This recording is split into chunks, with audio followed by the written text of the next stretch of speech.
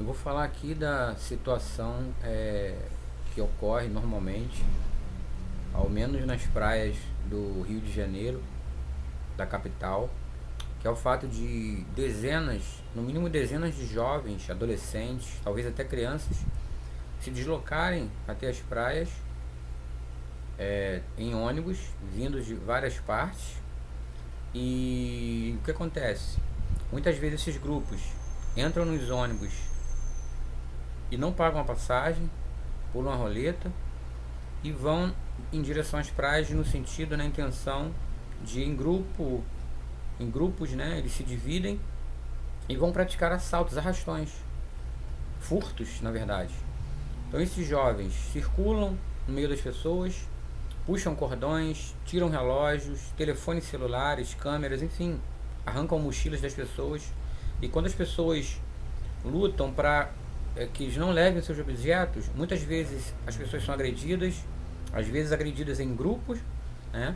São jogadas no chão, são chutadas, são feridas, machucadas, e é um pânico geral, um corre-corre.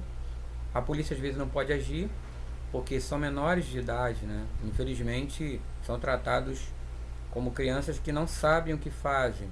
Então tem legalmente, pelo menos teoricamente, teriam que ser protegidos, apenas isso, né? Não tem que pagar, não tem que se responsabilizar pelos seus atos porque são menores de idade. A lei os ampara. Então acho muito complicado. Não vou falar aqui sobre a questão do dever, do papel do Estado como um todo, questão social, questão econômica, questão da própria segurança pública. Mas vou falar, no mínimo, de uma irresponsabilidade de pais ou pessoas responsáveis por essas crianças ou jovens ou adolescentes.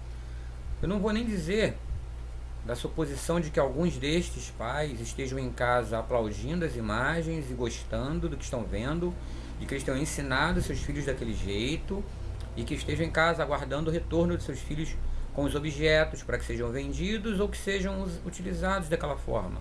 Não vou nem falar sobre essa possibilidade, eu não duvido que aconteça, mas no mínimo da irresponsabilidade de muitas pessoas com seus filhos, que independente das dificuldades, circunstâncias, de precisar de trabalhar, de situação humilde ou precária, acho que a educação deve vir de berço, com os ensinamentos, com as advertências, com o castigo no bom sentido, de mostrar o que é certo e errado e mostrar as consequências.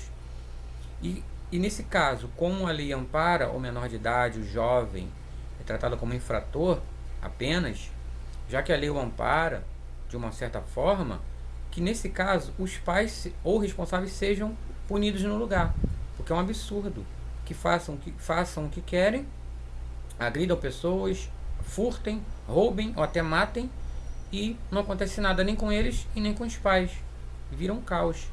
Então eu não sou a favor da violência, obviamente tem que se analisar muitas coisas, mas no mínimo eu vou falar do papel dos pais.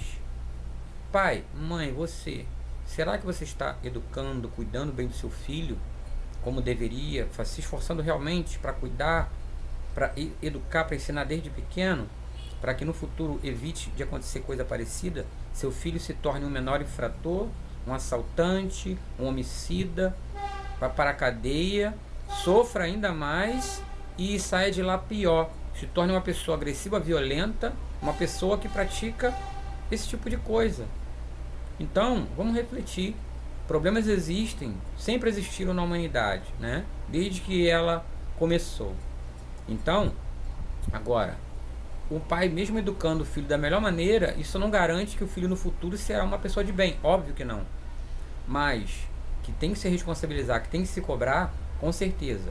A gente vê muita coisa pela internet, muitos vídeos, muita coisa absurda, pais incentivando crianças a fazerem certas coisas, a praticarem, a falarem, acham engraçado muitas coisas, né?